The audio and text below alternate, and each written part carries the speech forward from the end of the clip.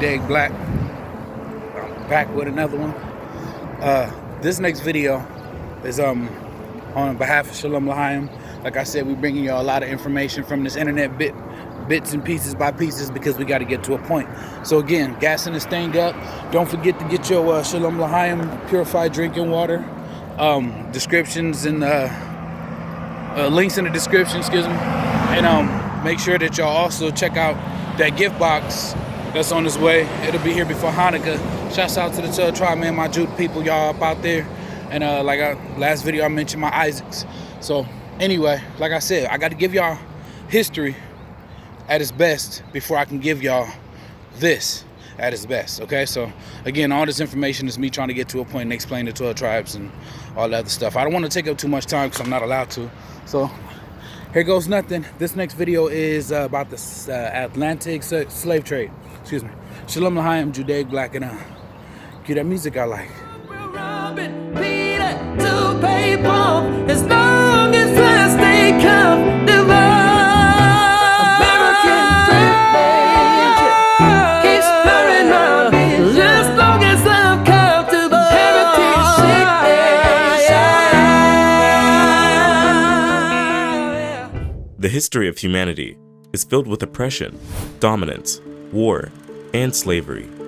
Since the beginning of time, people in different parts of the world have forced their fellow humans into slavery.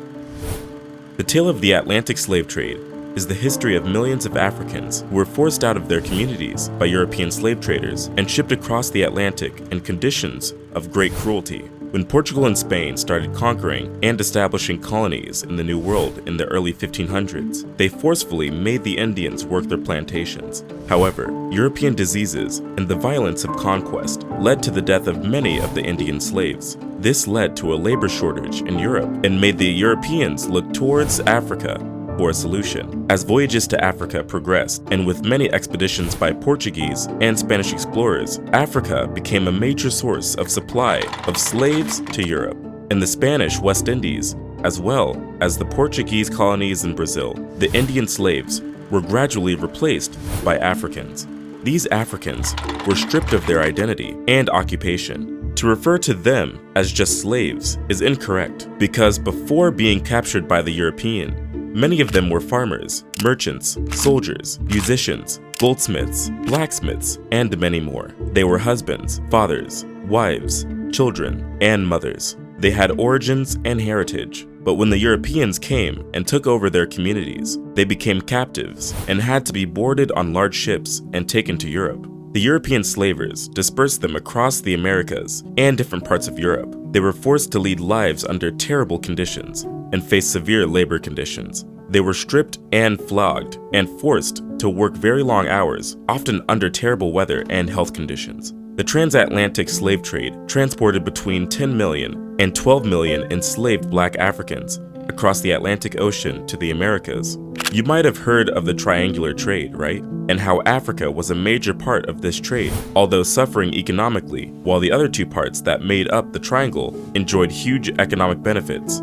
We'll get to that shortly. The first slave voyage from Africa to the Americas is believed to have sailed in 1526. But even before this period, Africans were bought as slaves directly from Europe, and even native inhabitants of America were also enslaved by European explorers.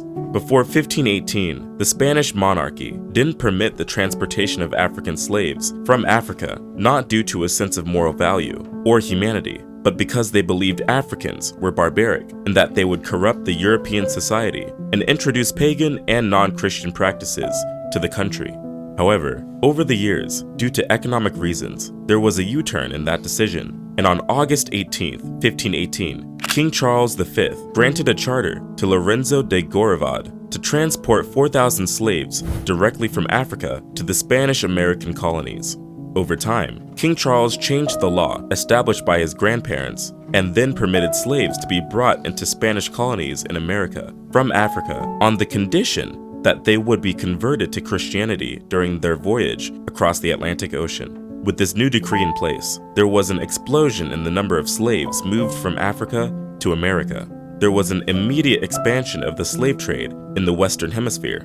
European slave traders gathered and imprisoned the enslaved at forts on the African coast, and then brought them to the Americas. Generally, the European slave traders did not participate in the raids because their life expectancy in sub-Saharan Africa was less than a year due to the widespread malaria infection. So the majority of people that were transported in the transatlantic slave trade were people from Central and West Africa that were captured by other West Africans and sold to the Western European slave traders. The transatlantic slave trade was essential to the whole economics of the triangular trade route, and European colonies in America needed the supply of slaves for their plantations. Speaking of essential, the triangular trade. Now, let's dive a little deeper into what the triangular trade route was all about. The triangular trade route is simply the trade structure that operated across the Atlantic region. This triangular trade route across the Atlantic took goods from Europe to Africa. Some of the goods taken to Africa include arms, textiles, and wine. On the other side of the triangle was the movement of African slaves to the Americas and the West Indies. The last side of the triangle was the movement of raw materials such as sugar, coffee, tobacco, rice, and cotton produced on American plantations back to Europe. The triangle involved 3 continents, with Europe providing the capital, Africa providing the labor, and America providing the land and resources. There was always a supply to the European market.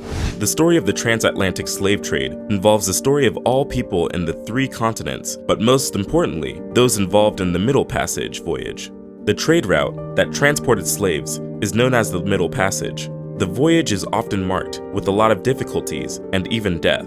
Depending on the weather, the voyage could take about 3 to 6 months. The passage was so brutal that the ships not only lost the people being transported as slaves, but in some cases, the crew also lost their lives. The mortality rate for sailors on slave ships was approximately 20%. The ships had a particular design and varied in size and passenger capacity. The conditions of these ships were inhumane. The African slaves were locked up below the deck in cramped quarters and only had a little opportunity to be out in the sunlight, and they were forced to carry out certain enforced exercises in the form of dancing to ensure that they were healthy and in good posture when they get to Europe.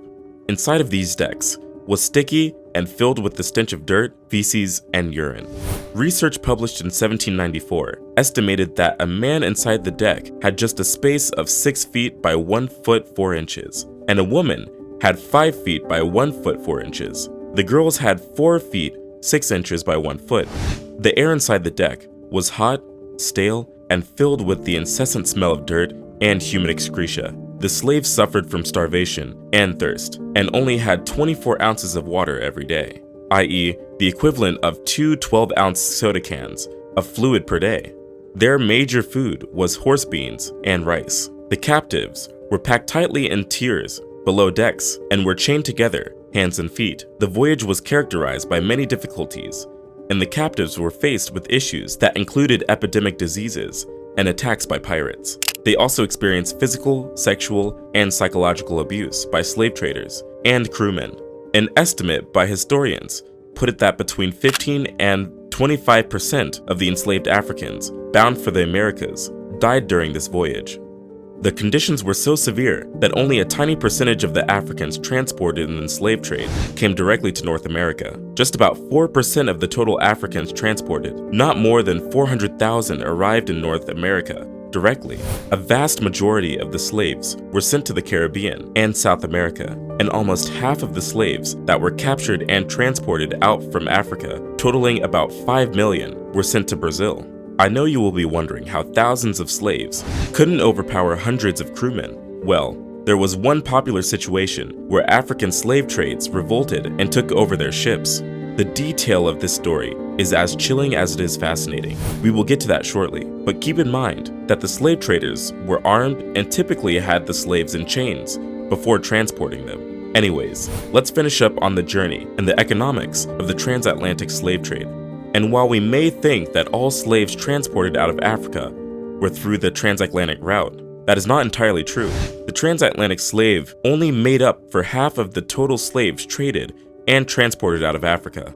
It is reported that from AD 650 to 1900, Islamic traders were also exporting slaves out of Africa and sent out a total of 10 million slaves to Arabia, Yemen, Iran, India, and Iraq. The slaves were transported across the Sahara Desert, the Red Sea, and the Indian Ocean, while some slaves were also enslaved but remained in Africa.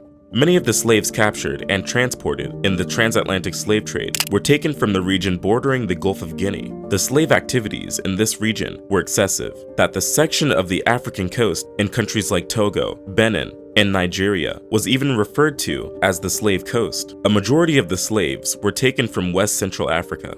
In the early stages of the transatlantic slave trade, the Portuguese generally bought Africans who were captured as slaves during tribal wars. But as the demand for slaves increased, the Portuguese began to enter the interior of Africa to forcibly take captives.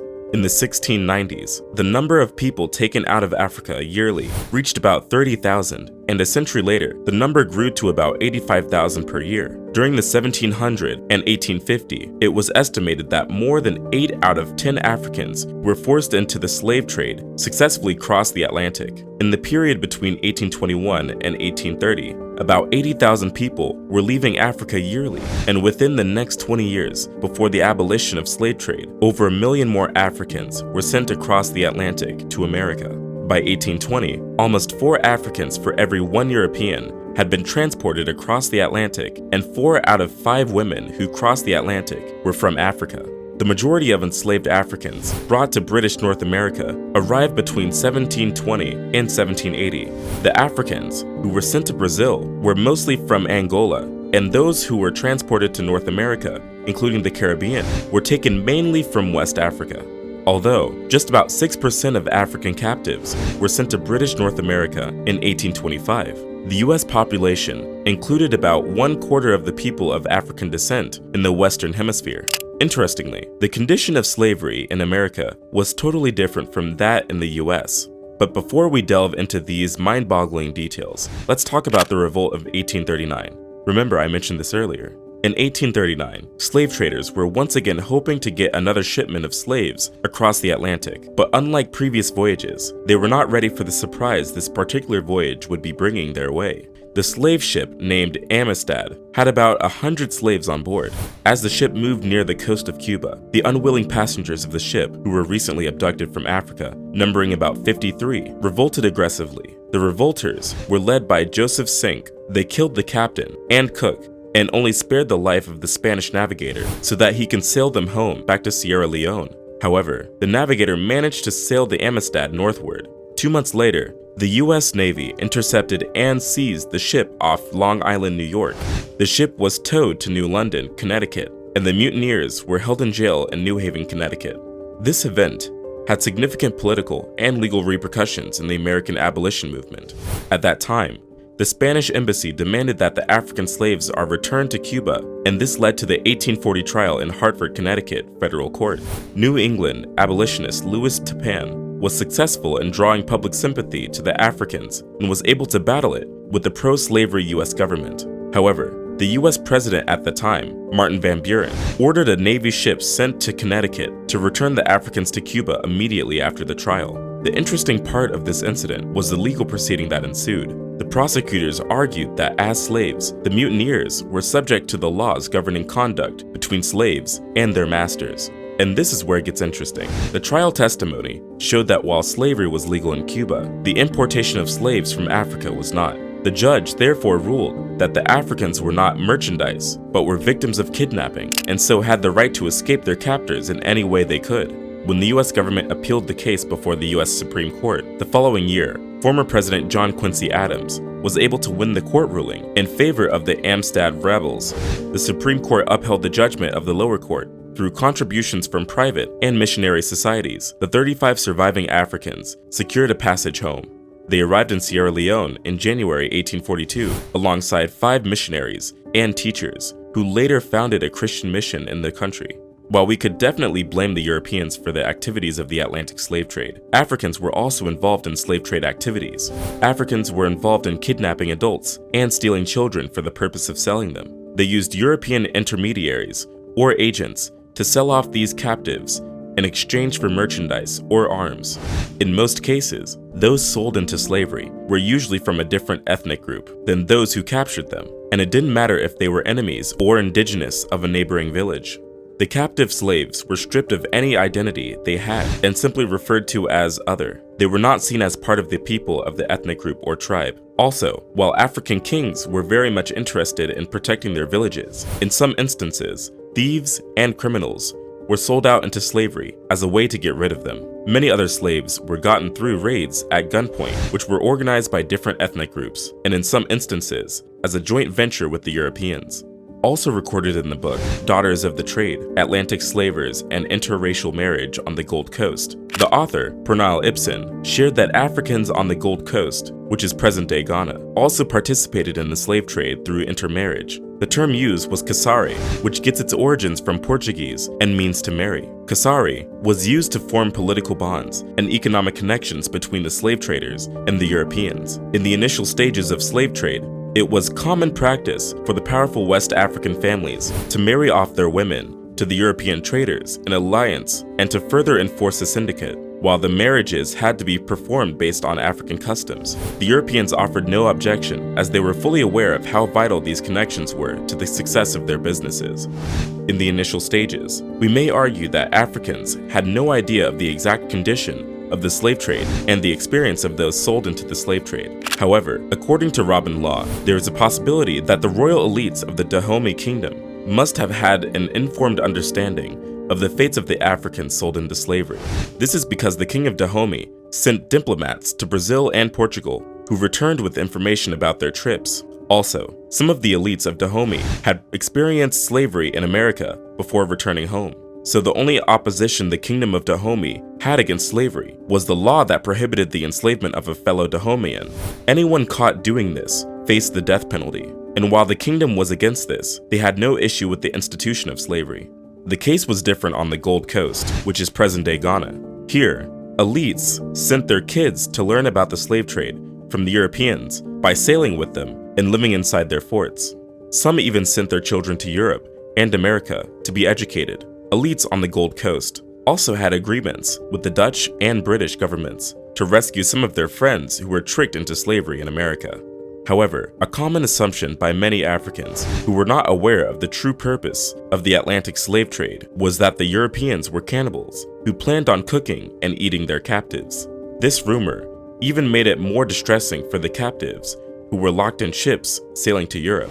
The transatlantic slave trade led to an uncountable loss of lives for both captives in and outside America. A BBC report indicated that more than 1 million people are thought to have died during their transport to the New World. More died soon after their arrival due to terrible health conditions, although the number of slaves that died when bought as slaves is unclear. One thing we are sure of is that this number may exceed the number of those that survived to be enslaved. The Atlantic slave trade led to the destruction of lives and cultures. It is estimated that about 12 million slaves entered the Atlantic trade between the 16th and 19th centuries, and about 1.5 million died on board slave ships. And apart from those who died in the Middle Passage, it is also estimated that many Africans were killed during the slave raids and wars in Africa. Canadian scholar Adam Jones has characterized the deaths of millions of Africans in this period as a genocide. He referred to it as one of the worst holocausts in human history. Many believed that these deaths were not intentional and it was in the slave owner's interest to keep slaves alive and not exterminate them. Jones argues that the killing and destruction were intentional, whatever the incentives to preserve survivors of the Atlantic Passage for labor exploitation. To revisit the issue of intent already touched on, if an institution is deliberately maintained and expanded by discernible agents, though all are aware of the hecatombs of casualties it is inflicting on a definable human group, then why should this not qualify as genocide?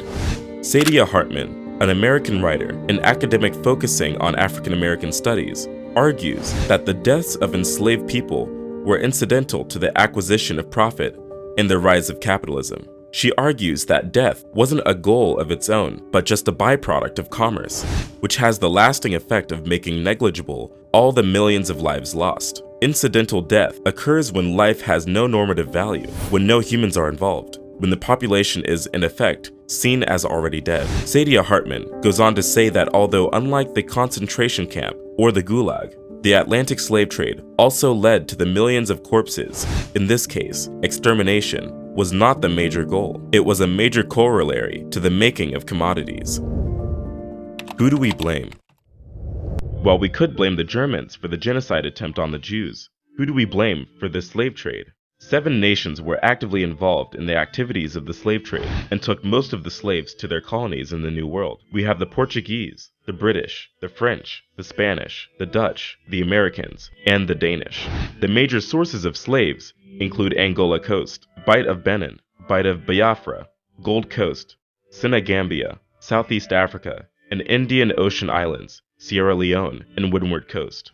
The presence of European slavers also affected how the legal code in Africa worked. According to Kamani Nahusi, many African societies changed the punishment for certain crimes and the way they responded to certain offenders. Some crimes, which were traditionally punishable by some other form of punishment, became punishable by enslavement, and offenders were now sold to slave traders. David Stannard, the author of American Holocaust, showed in his book that 50% of African deaths occurred in Africa as a result of wars between native kingdoms, which produced the majority of slaves. The practice of enslaving enemy combatants and their villages was widely practiced in West Africa. Indeed, the slave trade was largely a byproduct of tribal and state warfare. By selling off captives, they were also able to finance future warfare and also remove potential dissidents after victory. However, some of the African nations, such as Igala, Kabu, Bono State, Oyo, Ashanti, Dahomey, and the Oro Confederacy, were more brutal in this practice. Truly, Africans were fully involved in the slave trade and even aided it in many ways. But we can't take away the fact that the Europeans provided the incentives that made this activity thrive. In one of the letters written by Manikongo Nzinga Afonso to the King João III of Portugal, he writes to the king requesting that the king stop sending merchandise that is fueling the war between the different tribes. He begs the king to stop sending merchandise and rather send more missionaries. In one of his letters, he writes, "Each day the traders are kidnapping our people, children of this country, sons of our nobles and vassals, even people of our own family. This corruption and depravity are so widespread that our land is entirely depopulated. We need in this kingdom only priests and school teachers and no merchandise. Unless it is wine and flour for mass, it is our wish that this kingdom is not a place for the trade or transport of slaves. Many of our subjects eagerly lust over Portuguese merchandise that your subjects have brought into our domains. To satisfy this inordinate appetite, they seize many of our black free subjects. They sell them, after having taken these prisoners to the coast, secretly or at night. As soon as the captives are in the hands of white men, they are branded with a red-hot iron." Despite the vast consequences of the transatlantic slave trade, there have been worldwide apologies from different nations that benefited and grew their economy based on labor from the slave trade. In 1998, UNESCO designated 23 August as International Day for the remembrance of the slave trade and its abolition. This led to several other events that recognized the adverse effects of slavery on the African continent. In 2001, during the World Conference Against Racism in Durban, South Africa, African nations demanded a clear apology for slavery from the former slave trading countries. Some nations were ready to express an apology. However, the opposing countries, majorly the United Kingdom, Portugal, Spain, the Netherlands, and the United States, blocked any attempt to do so. The reason for this opposition by these countries could be due to concerns that accepting their involvement in slavery would also require that they make monetary compensations to the affected African nations. Since 2009, there has been a continuous effort by the UN to create the UN Slavery Memorial as a permanent remembrance of the victims of the Atlantic slave trade.